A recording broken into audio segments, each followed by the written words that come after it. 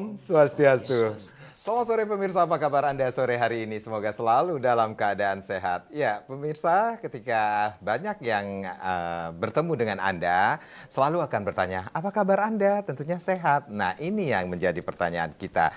Apakah sehat secara jiwa dan raga? Nah, itu yang terpenting. Tapi bagaimana ketika kita sehat secara raga, tetapi jiwa kita mengalami sedikit gangguan? Ini akan kita bahas bersama dua pakar, dua narasumber yang akan kita gali lebih banyak lagi. Topik kita yaitu peran keluarga dalam menjaga kesehatan mental. Apa sih sebenarnya kesehatan mental itu? Bagaimana sebenarnya peran keluarga untuk menjaga kesehatan mental tersebut? Langsung saja saya akan sapa. Yang pertama ada Profesor Dr. Luh Ketesuryani SPKJK, dokter spesialis kedokteran jiwa. Om Swastiastu, Prof. Om Swastiastu. Apa kabarnya, Prof? Baik. Sehat ya, Prof ya? Harus sehat. Harus sehat. Dan ini yang menjadi satu kebetulan kah atau bagaimana? Baju kita agak sama nih warnanya, Prof. Karena sama sore hari keduanya ini. sehat. Terima kasih, Prof, sudah hadir sore hari ini. Dan yang pastinya nanti kita akan membahas tentang peran keluarga dalam menjaga kesehatan mental. Dan hadir pula hari ini Dr. Ana Ayusri Wahyuni SPKJ, Dr. Yuni. Om Swastiastu. Swastiastu. Selamat sore, dokter. Sehat selalu, dok? Sehat. Selamat sore pemirsa juga dimanapun berada pada sore hari ini. Aduh, ini kalau saya berada di antara dua dokter, satu profesor, satu dokter, adem rasanya dengar intonasi, apa ya bisa dikatakan, ini mempengaruhi nggak sih, Dokter Yuni, kalau intonasi seseorang? Sangat ya, Dok? Mempengaruhi. Oke, nanti kita akan bahas ya intonasi juga. Tapi saya ke Profesor dulu. Prof, ini kita akan berbicara tentang masalah kesehatan mental. Aduh, ini apalagi dekat-dekat pilkada nih. Banyak yang akan sakit mental seperti itu katanya. Tapi sebenarnya apa sih yang definisi dari kesehatan mental itu sendiri, Prof? Menurut Profesor? Ya, kesehatan mental mereka bisa menjaga dirinya, kelihatan wajar oleh orang lain dan dirinya sendiri, dan dia bisa membagi apa yang dia miliki untuk bisa diperhatikan dan dipelajari oleh orang lain. Jadi dalam berkomunikasi dengan orang lain dia bisa menerima dengan baik dan bisa diajak ngobrol dan bisa menyampaikan sesuatu masalah, dan juga kalau di debat pun dia bisa diajak ngobrol. Nah, kalau sudah demikian ya kita menganggap sudah bisa diajak ngobrol, bisa diajak berdiskusi, ya tetap saja sehat mental. Tetapi kalau diselusuri lebih lanjut mungkin belum sehat mental. Ini kalau kita ngomongin tentang kesehatan mental itu meliputi apa saja sih, Prof? Meliputi bagaimana cara dia bicara, bagaimana dia menyampaikan pendapat, bagaimana dia membawakan dirinya. Apakah dia mengikuti aturan yang seperti biasa, misalnya orang semua pakai pakaian adat, dia pakai celana panjang. Kan aneh. Tanda tanya, ini apakah ini gangguan jiwa apa tidak. Kan gitu kalau psikiater melihat. Tetapi kalau orang lain kan melihat, kan dia mau memperlihatkan keunikan. Jadi antara gangguan jiwa dan dia sehat memang agak sulit membedakan. Tetapi makin lama setelah kita dekati secara budaya kita, pandangan kita, kalau berbeda ya baru kita bisa menyatakan bahwa dia ada kelainan. Jadi bisa dikatakan gangguan jiwa itu berbeda dengan gangguan mental seperti itu, Prof? Oh, sama. Sama? Ya, jiwa dan mental itu bahasa Indonesianya jiwa, tetapi kalau bahasa asingnya ya mental. Mental, seperti itu. Nah, berarti ada hal-hal yang perlu kita ketahui bagaimana kita bisa upaya meningkatkan kesehatan mental seseorang, Prof? Iya. Jadi harusnya kita mulai dari membesarkannya, dan kemudian setelah membesarkan bagaimana dia setelah remaja bisakah dia mampu menyesuaikan diri dan sebagainya. Jadi kita melihat orang itu akan sehat atau tidak hanya setelah besar, tapi waktu membuatnya pun harus dipersiapkan dengan bagus. Jadi saat dibuat pun itu akan mempengaruhi kesehatan mental sangat seseorang. Besar. Jadi waktu malamnya membuat itu sudah akan terjadi spirit. Sebentar, Prof. Kenapa harus buat malam-malam, Prof? Biasanya kan orang tidak sempat pagi siang, ya. Yang paling banyak kan orang malam baru istirahat. Jadi itu yang menentukan hebat atau tidak anak itu. Oke, baik. Jadi jangan karena terpaksa, karena diperkosa dan sebagainya, itu akan berpengaruh. Nah, karena itu di Bali kan diajarkan jangan terlalu mudah melakukan hubungan seksual. Ingat, itu akan menjadi keturunan kita. Jadi ada hal-hal atau faktor-faktor yang bisa atau dapat menyebabkan terjadinya gangguan kesehatan mental ke depannya, Prof. Ya, dari mulai dibuat dalam kandungan, dilahirkan dan dibesarkan 10 tahun pertama, itu menentukan sekali apakah dia akan menjadi orang spesial ataukah menjadi orang yang terganggu jiwanya. Karena itu jangan sekedar membuat anak, harus dipersiapkan dengan baik. Di Bali kan diajarkan, bertapalah sebelum Anda akan membuat anak. Jadi bersihkan diri Anda, kemudian lakukan yang benar, sehingga akhirnya yang muncul adalah kasih sayang, dicintai, dihargai. Jadi harus bertapa dulu ya, Prof. Bukan bertapa ke ke gunung, tetapi bisakah setelah menikah itu Anda memikirkan, biasanya kan orang belum menikah sudah melakukan hubungan seksual. Iya. Bisakah kita ngajarkan anak-anak itu hubungan seksual hanya boleh dilakukan setelah menikah. Sebab bahayanya nanti terjadi anak, supaya jangan anak sekedar dilahirkan, tapi memang dipersiapkan.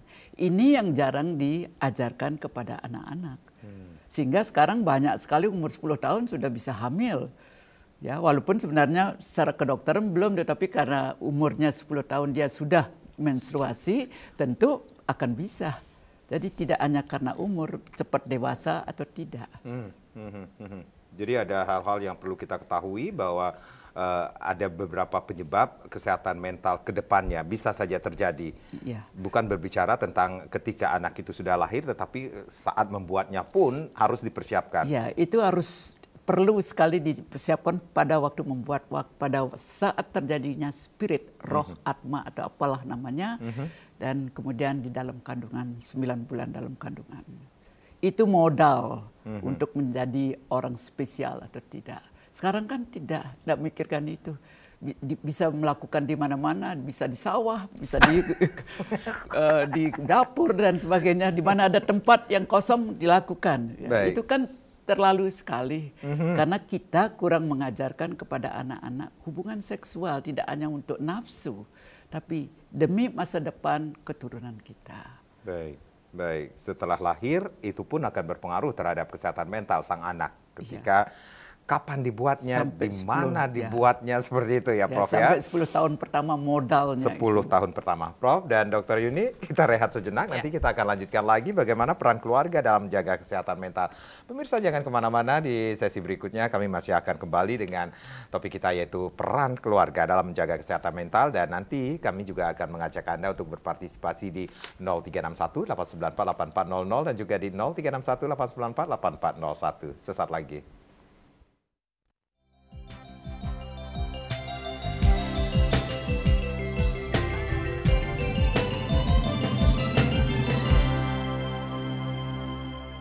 Ya, terima kasih Anda yang baru saja bergabung bersama kami di Harmoni Bali. Bagaimana peran keluarga dalam menjaga kesehatan mental masih menjadi topik kita pada sore hari ini.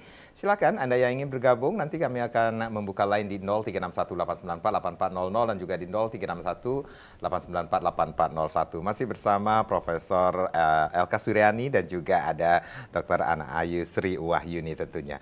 Dr. Yuni, kalau tadi Prof mengatakan banyak hal yang harus kita ketahui, ternyata banyak hal yang harus kita lakukan untuk menjaga kesehatan mental atau agar tidak terjadi gangguan kesehatan mental pada sang anak ke depannya. Ini banyak juga masyarakat yang agak rancu, agak bisa dikatakan ini apa ya perbedaan antara masalah kesehatan mental kemudian gangguan kesehatan mental seperti itu, Dr. Yuni. Ya, ini adik Karang ya. Ini adik, karena sudah lansia adik. Ya, pemirsa Bali TV mungkin terkesan serem sekali ya kalau kita ngomong mental gitu ya. Berarti gangguan jiwanya itu berat.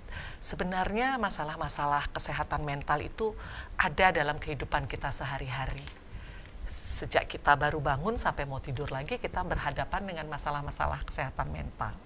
Ya, bagaimana kita di dalam keluarga sebenarnya masalahnya bukan ke anak saja. Ketika kita beradaptasi dengan segala hal yang baru dalam kehidupan itu juga dapat menimbulkan masalah-masalah kesehatan mental. Ya, seperti mungkin sebelum tadi Prof menyampaikan, sebelum melahirkan anak, seseorang yang akan berpindah dari satu keluarga ke keluarga lain pun dia akan menghadapi masalah-masalah mental. Ya, khususnya bagi ya, seseorang baik perempuan, calon ibu, ya, perempuan, calon ibu ya, atau calon ayah atau calon mertua pun itu perlu melakukan adaptasi, ya, yang mungkin ketika gagal, nah ini menimbulkan konflik dan menimbulkan masalah-masalah kesehatan mental. Ya, karena konsep tadi kesehatan mental itu bagaimana kita bisa menerima diri kita, kekurangan diri kita, dan menerima kekurangan orang lain. Nah, ini konflik ini akan terjadi di awal ketika kita sebagai orang baru atau kita sebagai memegang status baru, baik status baru sebagai menantu, status baru sebagai mertua. Ya, ini juga perlu, ini titik awal sebenarnya. Masalah-masalah kesehatan mental akan muncul dalam suatu keluarga kalau tidak kita memahami masing-masing punya kekurangan dan bagaimana kekurangan itu dikuatkan bersama-sama dengan komunikasi tentunya. Ya kan, mengkomunikasikan apa yang tidak nyaman, apa yang harus disesuaikan, apa yang dia tidak mampu lakukan. Nah, ini biasanya karena saling menjaga biar tidak terjadi konflik, akhirnya diam. Diam belum berarti itu sehat mental ya. Ya, diam itu seseorang berarti tidak mau menerima bahwa ketika ada orang baru kita harus jelaskan. Ya, kayak masuk ruangan aja kita dijelaskan mana pintu darurat, di mana tempat kita kamar kecil, di mana kalau evakuasi, di mana daerah aman titik berkumpul. Nah, sebenarnya itu kelihatannya sepele, tapi inilah titik-titik awal masalah-masalah kesehatan mental dalam keluarga itu muncul. Ya, bahwa di keluarga ini kita tidak makan di meja, kita makan jongkok sendiri-sendiri di dapur, itu sudah harus dijelaskan. Kalau ada orang datang biasa makan di meja, biasa pakai garpu, biasa pakai pisau, nah bagaimana dia beradaptasi?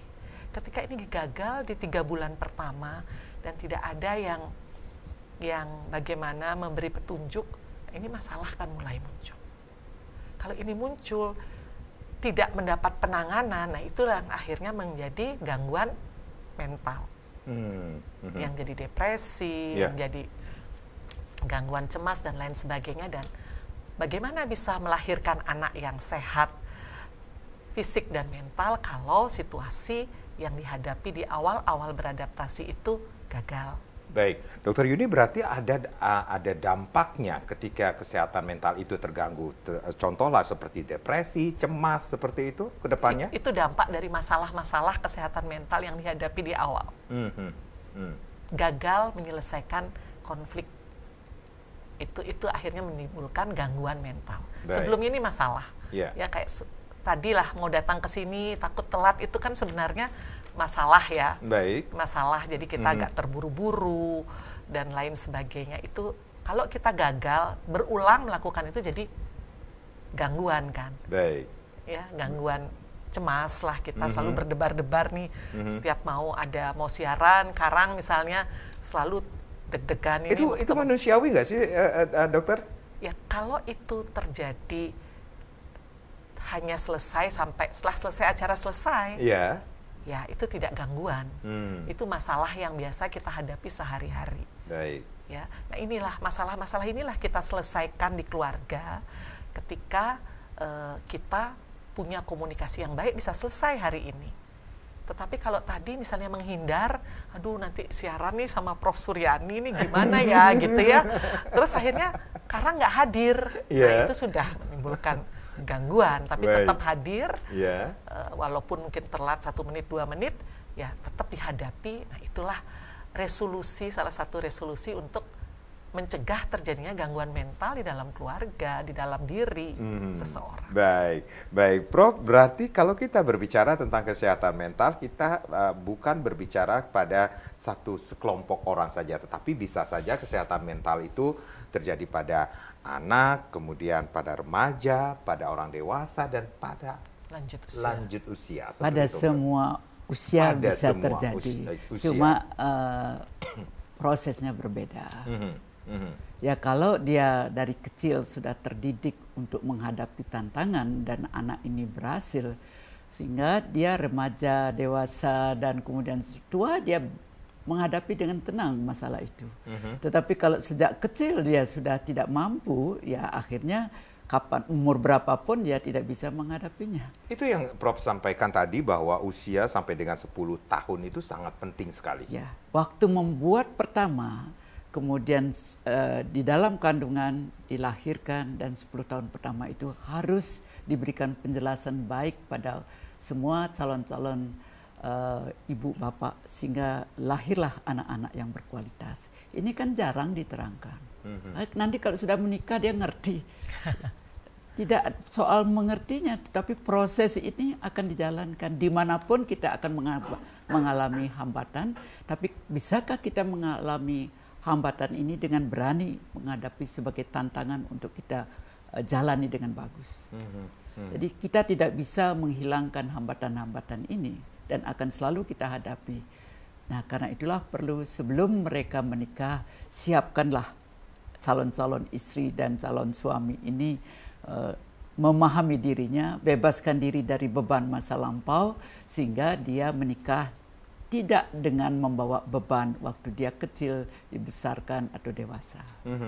Baik, Dr. Yuni, berarti kita berbicara juga tentang apa jadi penyebab dari gangguan kesehatan mental tersebut, kemudian faktor resiko terjadinya gangguan mental tersebut dalam kehidupan seseorang.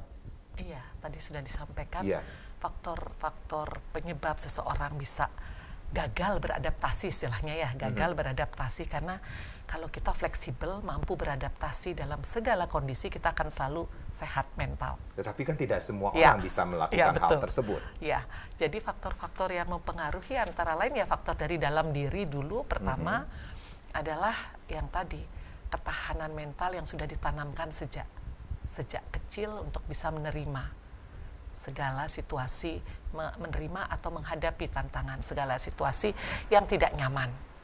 Kalau yang zaman sekarang semua mau instan kan, tidak mau berjuang. Itu kan karena salahnya yang ngasuh juga. Wah, saya nih berjuang nih. Apa yang saya lihat saya juang. Ya itu lainnya. Betul. Habis kalau habis. Ya, dari dalam juga secara biologik juga kadang-kadang ada kelainan-kelainan hormon, neurotransmitter seseorang, membuat seseorang juga sering gagal dalam menghadapi tantangan sejak tadi Prof sampaikan, sejak anak itu di dalam kandungan terus berkembang sampai logika terbentuk di umur 10 tahun tadi. Jadi kemudian faktor lingkungan tadi adalah pola asuh. Pola asuh, bagaimana siapa yang mengasuh, bagaimana metode pengasuhannya itu harus disepakati. Karena kan antara suami atau istri atau kakek atau nenek yang ikut berperan itu punya cara-cara tersendiri yang dia anggap baik. Nah, kesepakatan ini perlu dikomunikasikan juga. Demikian juga ketika memutuskan misalnya ada peran pola asuh dari luar. Sekarang kan istilahnya ada TPA, ada PAUD yang usia di 2 tahun ke atas itu sudah dititipkan, itu juga mempengaruhi. Karena kan tentu beda caranya memasukkan hal-hal yang baik, caranya memasukkan bagaimana jamnya minum susu, bagaimana caranya bilang terima kasih, itu kan mungkin berbeda-beda.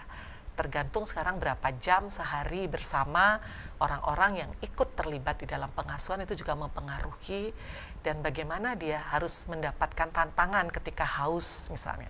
Mau menunggukah atau haus baru sedikit sudah dapat. Nah, itu juga akan mempengaruhi ketahanan dalam menghadapi masalah-masalah dalam kehidupan. Termasuk yang mungkin yang paling ringan, mungkin penggunaan diapers itu juga salah satu pola membuat anak tidak pernah menikmati bagaimana sih ngompol, bagaimana sih merasakan buang air besar. Itu kan semua proses-proses alam yang kita buat nyaman. Sehingga sampai SMP pun tidak bisa mengontrol berkemih dan mengontrol buang air besar. Itu salah satu masalah-masalah kesehatan mental yang kita amini, kita anggap itu wajar. Padahal ketika sudah SMP gitu masih belum bisa, atau SD lah. Nah itu baru bingung, kenapa ya kok anak saya belum bisa. Nah inilah yang perlu, seperti Prof sampaikan tadi, pendidikan memang menjadi orang tua tidak ada sekolah khusus, tapi minimal bagaimana pendidikan pranikah gitu ya. Mungkin mungkin Departemen Agama sudah melakukan, tapi tidak semua orang mendapatkannya untuk bisa fleksibel menerima, ya, menerima kekurangan dan kelebihan diri dulu, dan kemudian menerima kekurangan dan kelebihan orang lain, dan terus belajar dan belajar mengenali bagaimana sih nanti seandainya jadi orang tua. Tidak ada istilah percepatan gitu ya. Jadi umur sekian harus sudah tahu warna, sudah tahu bahasa Inggris, sudah tahu ini, sudah tahu ini. Itu semua pembelajaran yang kita dapat baik dari literasi membaca, mendengar, untuk bisa menyelamatkan keluarga, bisa sehat mental, itu bisa seimbang dalam kehidupan sehari-hari. Saya kira itu kelihatannya mudah diucapkan, saya kira perlu pembelajaran, terus belajar dan belajar. Baik, intinya adalah komunikasi, kesepakatan, seperti itu, Dokter Yuni ya. Dokter dan Prof, kita rehat kembali. Pemirsa, kami akan kembali, tapi tentunya setelah yang berikut ini.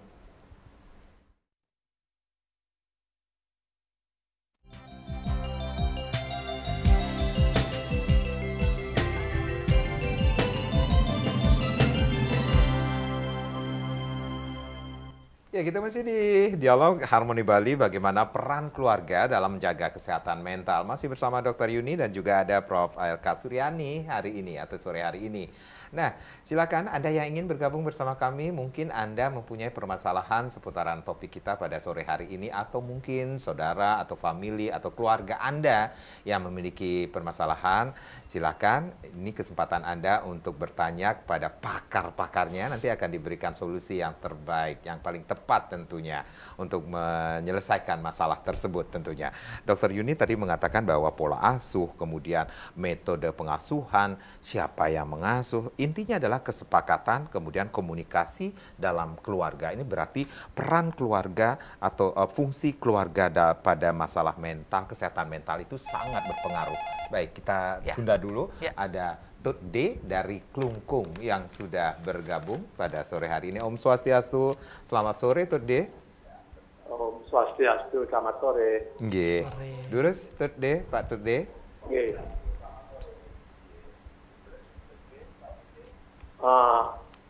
Yang Tut D umur sudah 70 tahun. Oh, Bapak. Ingin bertanya begitu. Akhir-akhir ini kok saya sering emosi ya, sering marah begitu. Kadang-kadang istri saya ngomong sedikit kalau saya bisa marah begitu pula. Kalau saya melihat cerita-cerita orang sedih, saya kok tanpa disadari bisa menangis begitu.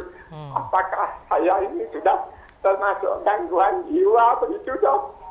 Dokter bisa tanyakan langsung dong. Sebentar ke Pak Tut D. Apa usaha yang dilakukan agar penyakit saya ini bisa disembuhkan begitu, Dok?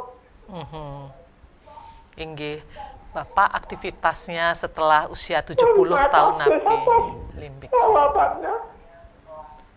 Pak Tut D, bisa ditahan dulu emosinya Pak Tut D. Saya tahu nih agak emosional juga Pak Tut D. Durus, dokter ingin menanya. Oh, terputus ya. Ya, tidak apa-apa. Durus, Prof.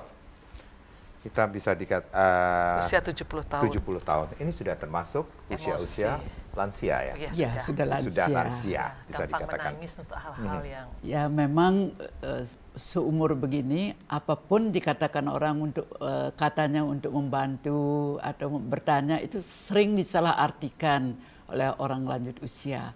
Karena itu anak-anak atau cucu-cucunya belajarlah ngomong dengan lanjut usia, jangan to the point, tetapi belajar memberitahu dengan sederhana dan kemudian kalau perlu diterangkan. Kalau tidak terjadi kesulitan di dalam memahami sesuatu dari anak muda dan orang lanjut usia. Seperti contohnya Bapak tadi, padahal ini masalah yang sederhana, tetapi karena merasa tidak diterima menjadi merasa sedih dengan keadaan tersebut.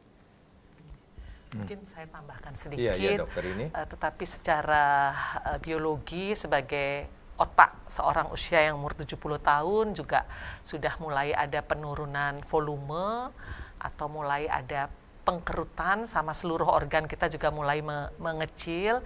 Itu juga mempengaruhi kenapa Bapak Tutde menjadi sensitif.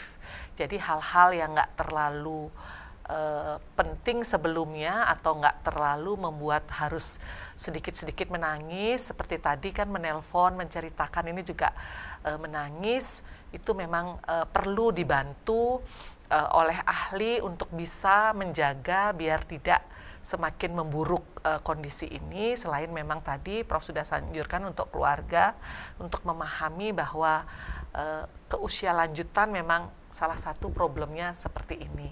Jadi agak sensitif. Jadi Bapak kalau di Kelungkung bisa mengunjungi psikiater-psikiater yang ada di RSUD Kelungkung untuk bisa membantu Bapak lebih kuat, lebih memahami bahwa ada proses yang terjadi di otak sehingga Bapak mudah sekali emosional, yaitu emosionalnya menangis bukan marah. Saya kira nih ke Pak Tutde mudah-mudahan bisa membantu Pak Tutde untuk bisa lebih kuat dan tidak bertambah merasa saya kok sekarang tidak berguna, saya sekarang nggak bisa mengambil keputusan lagi, anak-anak saya nggak ada bertanya lagi untuk apa, itu jadi lebih sensitif dari sebelumnya. Baik, tadi dokter atau Prof mengatakan ini komunikasi keluarga ini sangat penting sekali, Dokter Yuni, seperti itu, agar tidak terjadi miskomunikasi seperti itu. Bisa dikatakan hal yang kecil saja bisa membuat seorang Bapak Tutde secara emosional mungkin merasa tidak diperhatikan, mungkin bisa dikatakan demikian, Dokter Yuni? Bisa merasa sudah tidak berguna lagi, sudah kan beliau juga mungkin sudah nggak bekerja, jadi waktunya banyak mungkin sendiri. Sehingga anak-anak juga nggak sempat, nggak ada waktu, mungkin bisa gantian lah, ngobrol kangin kau istilahnya, tidak membicarakan hal-hal yang mungkin harus gini, harus bayar gini, harus ada perturunan gini, harus masih mungkin harus mengganti anaknya ngayah dan lain sebagainya. Itu mungkin bisa dipahami oleh anak-anak. Mudah-mudahan Pak Tutde punya anak-anak yang tinggal dekat di Bali ini, bukan tinggal di luar Bali lagi, masalah juga. Mungkin juga ada video call juga masih bisa untuk mendengarkan suaranya lansia, mendengarkan suaranya Bapak, bukan kita saja yang ingin didengar, dan memposisikan beliau untuk tetap bertanya, Pak, saya mau punya kerja seperti ini, gimana ya Pak, gitu misalnya, atau saya mau bangun ini, gimana, mohon doa restu. Itu kan membuat beliau akan lebih bangga, lebih merasa istilahnya dijadikan sebagai penglingsir dalam keluarga. Ya, Prof, berarti ada peran keluarga sangat penting sekali dalam permasalahan Pak Tutde ini sendiri. Ya, memang masalah keluarga, tapi dia perlu juga membanding. Cobalah datang ke kelompok-kelompok usia lanjut. Apakah cuma Bapak saja mengalami seperti ini? Nanti kelompok seperti kami punya Yayasan Wereda Sejahtera Bali di Denpasar, di Narigraha, itu ada berkumpul orang-orang lanjut usia. Di sana kita bisa bercerita, melihat teman-teman bagaimana reaksi mantu, cucu dan sebagainya. Kita bisa belajar dari teman lainnya, bagaimana dia bisa aktif menjawabnya atau ketakutan.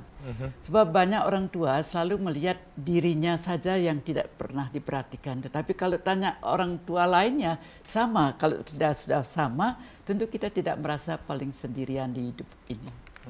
Nah, karena itu kalau bisa di Kelungkung ada kelompok-kelompok lanjut usia yang bisa diajak ngobrol, bercerita tentang pengalaman tadi, atau kalau bisa seperti yang kami adakan, bisa senam, meditasi, kemudian bercerita sambil bergurau sama teman-teman, sehingga itu pun melepaskan beban. Dari kalau beban sudah kita lepaskan, kita bisa melihat masalah yang kita hadapi itu sebenarnya sederhana. Nah, jadi apa yang dialami Bapak itu mungkin karena jarang keluar, bisa mengalami apa yang kelihatannya sangat membuat perasaan tidak nyaman menjadi tidak nyaman. Dokter Yuni, berarti kita apa ya, bisa dikatakan pengaruh keluarga ini terhadap kesehatan mental seseorang, apalagi seperti Pak Tut D ini yang kategori lansia ini sangat mempengaruhi beliau seperti itu. Betul, itu tadi yang saya sampaikan bahwa di keluarga itu bukan hanya ada anak, ada lanjut usia, ya ada usia pertengahan, ada balita, gitu, ada remaja. Kalau mereka sistem kekeluargaan di Bali kan kadang-kadang masih tetap ada satu anak yang tinggal bersama dengan orang tua, atau bahkan saya tidak tahu kondisinya Pak Tut dia sudah putus ininya tadi. Sebelum dokter tanyakan kadang-kadang kadang-kadang mereka hanya tinggal berdua. Kan tadi sama dengan istrinya tadi ya, tinggal berdua. Ya bersyukur masih ada pasangan. Kadang-kadang tidak ada pasangan itu masalahnya lebih berat lagi, karena ada orang membawakan makanan setiap pagi tanpa ngobrol, dan dia hanya ditemani oleh mungkin radio sama televisi. Kalau HP sudah malas ya, usia 70 tahun untuk WhatsApp gitu ya, paling hanya menerima telepon. Jadi disinilah peran bagaimana kita di keluarga bisa berkomunikasi sesuai dengan umur. Jadi bagaimana kalau lansia, bagaimana kita berkomunikasi, kalau balita, kalau remaja, bagaimana kita saling menerima sesuai dengan kemampuan dan kemampuan dari masing-masing. Jangan kita samakan dengan cara berpikir, misalnya kita ya sebagai leader, sebagai kepala keluarga atau yang memberikan nafkah buat seluruh keluarga, harusnya semua harus dengar saya, semua instruksi saya, tidak. Baik. Jadi semua harus dipahami dan diberikan harga diri sesuai dengan umur dan kemampuan mereka. Baik, baik itu ya. Baik, sayang sekali ini terputus tadi ya. Padahal Dokter Yuni ingin menanyakan sesuatu kepada Pak Tut D di Klungkung. Ada Pak Ketut, ring tampak siring Gianyar niki.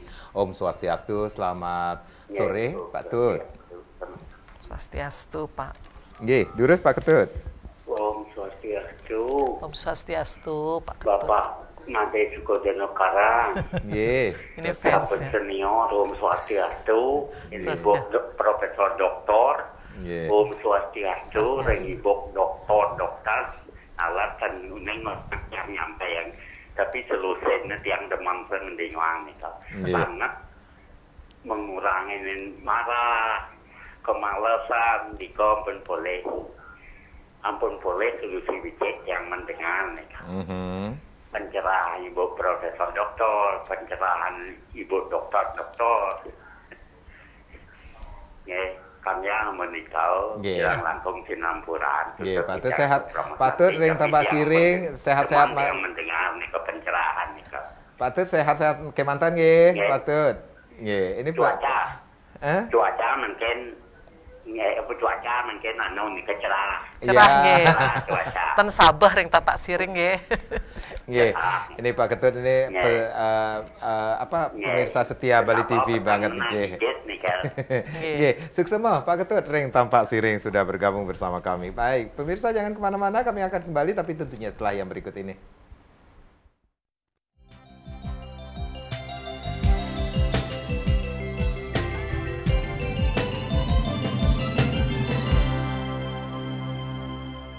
Ya, peran keluarga dalam menjaga kesehatan mental masih kita bahas di topik sore hari ini di Harmoni Bali, masih bersama Dr. Ana Ayu Sri Wahyuni, kemudian ada Profesor Dr. Loh Ketesuryani tentunya. Silakan, kami masih memiliki waktu untuk Anda sharing di 036189484400 dan juga di 036189484401 tentunya. Prof, ini yang menarik sekali tadi Prof mengatakan ini, ayo ikut kelompok usia lanjut seperti itu. Itu manfaatnya bagi mereka yang memiliki kesehatan, mungkin bisa dikatakan kesehatan mental ya. Untuk mencegah seperti itu. Yang seperti yang dialami oleh Pak Tut D di Klungkung niki, Prof. Ya, kami berharap.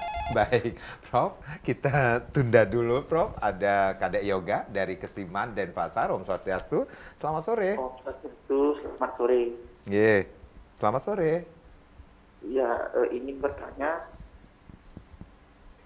gimana cara menjaga kesehatan mental di usia muda? Baik. Ya, terutama yang cepat itu dan cepat emosi. begitu, apalagi sekarang ini banyak yang kecanduan apa namanya, Gadget, Game internet, online. ya. Oh, game online. Oke. Itu udah perilaku orang sekarang itu agak gimana gitu kan, agak aneh gitu.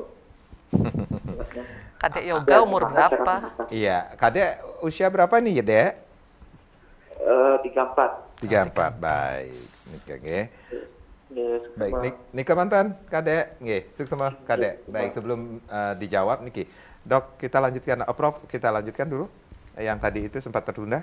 Ya, kalau orang tua kami berharap di Bali kan ada di tiap banjar seke Truna, seke Lingsir. Bisakah kelompok-kelompok lanjut usia itu dikumpulkan atau berkumpul di banjar-banjar atau di tempat yang bisa nyaman untuk mereka. Sehingga dengan berkumpul itu mereka akan bisa melepaskan beban, mendengarkan cerita temannya, bagaimana dia mengatasi keadaan menantu, cucu, dan sebagainya. Di samping juga bisa mereka menyalurkan aktivitasnya, misalnya menggambel, menyanyi, dan sebagainya. Kiranya perlu ini dibangkitkan, karena lanjut usia di Bali ini sudah cukup banyak. Kami di Denpasar sudah membuat untuk kelompok lanjut usia. Mereka datang di kelompok kami setiap hari Minggu sekarang, kalau dulu hari Sabtu. Di sana mereka menyanyi, menari, kemudian menyampaikan permasalahannya, sehingga mereka bisa pulang membawa bekal-bekal apa yang diperoleh dari masalah dengan teman-temannya itu. Baik. Nah, bisakah dari banjar-banjar membuat kelompok-kelompok seperti ini, sehingga lanjut usia di Bali akan ceria. Tidak seperti sekarang tua, bungkuk-bungkuk, padahal mereka itu bisa sebenarnya lari dan sebagainya. Seperti saya kan berumur 79 tahun. Saya bisa bergaul dengan teman-teman yang lainnya. Baik, bisa ngobrol, karena ada teman kan ngobrol. Ini orang-orang lanjut usia bisa lari loh. Lari dari kenyataan. Bisa lari di tempat. Jangan lari dari kenyataan, hadapi kenyataan itu. Dokter, ini ada yang lebih muda lagi, Kadek Yoga. Ini Ya. semakin dengan kemajuan teknologi ini banyak permasalahan yang dihadapi oleh kaum muda. Bisa dikatakan kaum Yohane, anak muda bisa dikatakan demikian nih. Bagaimana nih caranya untuk mengendalikan hal tersebut agar tidak terjadi gangguan kesehatan mental pada anak-anak muda? Ya, betul ya, Kadek Yoga ini salah satu pemerhati, salah satu yang sedang bermasalah dengan kecanduan ini. Karena tidak hanya anak muda yang kecanduan ini, 45 tahun juga masih ada yang kecanduan dengan terutama judi online ya. Game judi online seperti itu? Ya, Dokter? game itu berhubungan, kalau cuman game tidak ada duit, lebih kecil prosentasenya untuk jadi sakit. Baik. Tetapi akhirnya mangkir tidak sekolah karena begadang. Tapi kalau yang berjudi ini akan berdampak kepada pinjaman-pinjaman yang berdampak kepada seluruh keluarga karena tagihan-tagihan hutang yang ada. Atau menggadaikan sawahnya. Kalau Menggantikan punya sawah agak Prof. lama. Agak lama, Prof. Sekarang ada pinjaman online yang dalam sekejap uang didapat dan dalam sekejap bunganya meningkat begitu cepat. Dan tagihan-tagihannya itu adalah menteror seluruh keluarga, kena teror ya. Jadi salah satu cara adalah kembali tadi tingkatkan komunikasi, jadi mengurangi jam untuk memegang gadget. Jadi sekarang istilahnya adalah internet addiction. Jadi segala bentuk yang ada di media dunia maya itu bisa menimbulkan kecanduan, termasuk YouTube, TikTok, dan lain sebagainya. Tidak hanya yang paling berat memang judi ya. Itu mungkin perlu memang komunikasi, melakukan aktivitas-aktivitas yang nyata, tadi ngobrol, olahraga, atau berkreativitas, menggambel, menari, atau band, musik, dan lain sebagainya. Jadi time screen, jadi kesepakatan dalam keluarga untuk menyepakati berapa jam boleh memegang benda ajaib itu, dan setelah itu off wifi, dan itu kesepakatan ya, bukan otoriter harus. Karena melepas kecanduan itu sama dengan melepas kecanduan zat adiktif lain, jadi bisa gaduh gelisah, bisa ngamuk, ya bisa menghancurkan apa yang ada di sekitarnya kalau tiba-tiba kita memang putus tanpa kesepakatan. Jadi kita juga harus siap, karena dia memang sepakat nanti tiba-tiba dia gelisah, lari-lari, kita keluarga juga harus siap untuk menghadapi situasi itu. Atau kalau memang berat, bisa konsultasi ke poliklinik rumah sakit yang ada di seluruh Bali ini yang ada psikiaternya. Jadi ini bukan karena kena kesambet hantu gitu, enggak, memang kesambet internet mungkin namanya Pak. Jadi sama-sama kita dalam keluarga menganggap bahwa ini bukan salah si A, si B, dan si C, tapi kita bersama-sama. Baik, untuk membangun komunikasi sehingga dapat membangun kesehatan mental yang baik, kemudian kesehatan keluarga dan masyarakat itu juga perlu, sangat diperlukan, dokter. Komunikasi ini mendengarkan dan didengarkan. Jangan satu arah saja, pingin didengarkan saja. Seperti sekarang kita kan dua arah, tapi waktunya sempit ya. Jadi mendengarkan dan didengarkan, dan kita harus mengikuti sesuai dengan umur yang kita ajak berkomunikasi. Dan kita juga harus selalu update dengan apa sih namanya pinjol, apa sih namanya YouTube gitu ya. Jadi apalagi dengan adanya Smart TV sekarang ini akan menyebabkan anak-anak memang di rumah, tetapi dunia rumahnya itu menembus awan gitu ya.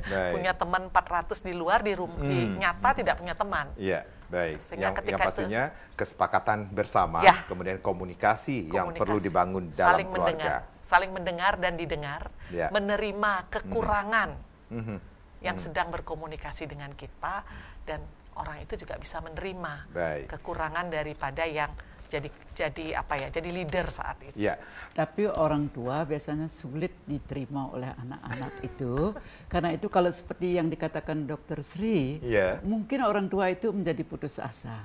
Bisakah dari Banjar, dari yang kelompok-kelompok itu membuat kelompok-kelompok lanjut usia, sehingga ada teman untuk dia ngobrol, melepaskan beban, dan bagaimana caranya mengatasi. Jadi kalau masalah di rumah tidak bisa ditangani, mungkin dengan ngobrol sama temannya, tertawa dan lepas sudah beban hilang. Baik, Dr. Sri, ini closing statement. Berarti gangguan kesehatan mental bisa dicegah dengan peran serta keluarga?